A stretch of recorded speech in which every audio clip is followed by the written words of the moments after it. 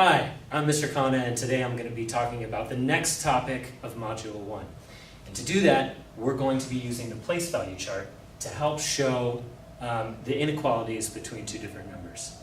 Also, to show the inequalities between two different numbers, we're going to use these inequality signs.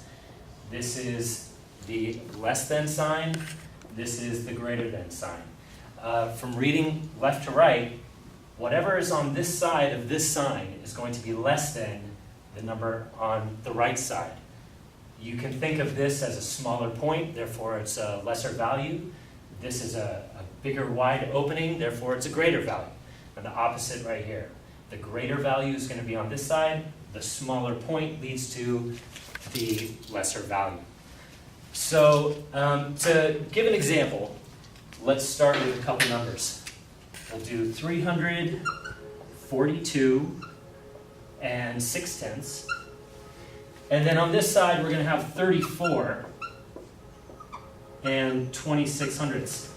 Oftentimes, kids will look at these two numbers, and they'll see that the digits are exactly the same. And therefore, they will think that they are equal numbers, that the value of each is the same. So we're going to use the place value chart to determine whether or not that's really true. So the first thing we need to do is locate where this goes. 342 decimal point and 6/10. So then the next number is going to go right below that, and that's 34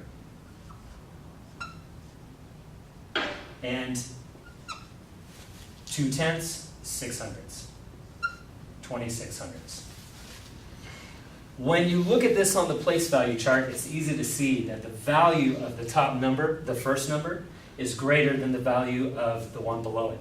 And therefore, we're going to be choosing this sign to show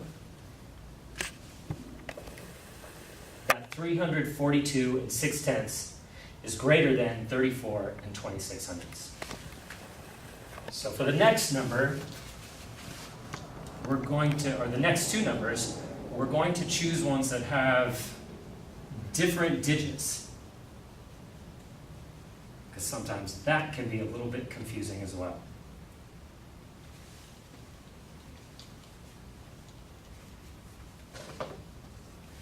So let's do 400 and 457 and 2/10 and 457 and 19/100. So placing that on the place value chart, 457, 2/10, 457, 19/100. Now sometimes what will happen is kids will look at these two numbers. They'll see that this one has more digits than this number. Therefore, it must be greater.